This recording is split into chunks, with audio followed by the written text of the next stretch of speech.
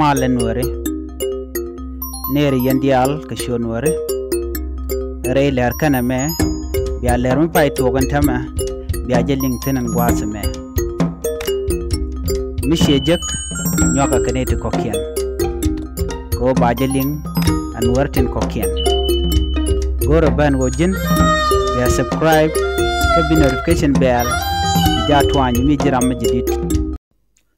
anar malaken yam kan hodi ala len karwai ni gwasa me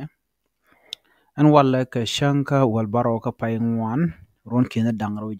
de diech ci jang ci ka chobre wi ko lang kan jang mu ci ka chobo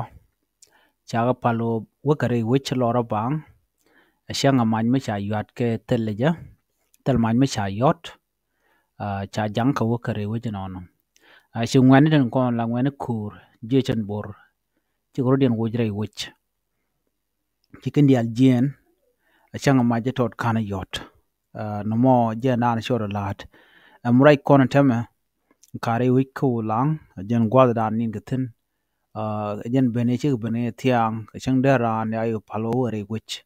achanga do mi de kulu yot teleje so ne me jen dan en choro lat man kwal kwich en go dong mi je jen bor mu ko la lado ki ngum le rodo kwai keje duno man chagu jelong chagu je no dong tele day ke jejen bor jen dong chi jeje bor she kor che chu lok dong jen duo bo mo jen dana gwika no duo ba chala den go niga bendien chwa wi chwa chu gika chine de konti la juwit lora bang gad kamen kan yal wa cha na kwir no kane de kontin chika lor ki chika je ke kane de kontin to kwi kuma kitin junkel ke jang kane kono wachi do tre wich ko do dan chala gaja antame te ko kan bu ke jen bu kan ko nasir kwala kwich no jejen bor ja wen ndien ki ngum le roda duno malat ke longo jeno chege chobre wich a bishop force a gwele force ke ken sspdf kenten kono shub dawit ko lang neme jen breaking news and dan le roda tame re wich ko lang no nyok denjen ko kien la jeshen bor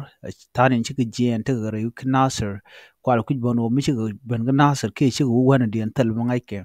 so jan dan le roda neme ene ban te ko kien to ban ke le kuj ko gwasen be ko kwaj ke ta dan le chang roda je ban min tin ho chi jap chi jang chi chobre wi ko lang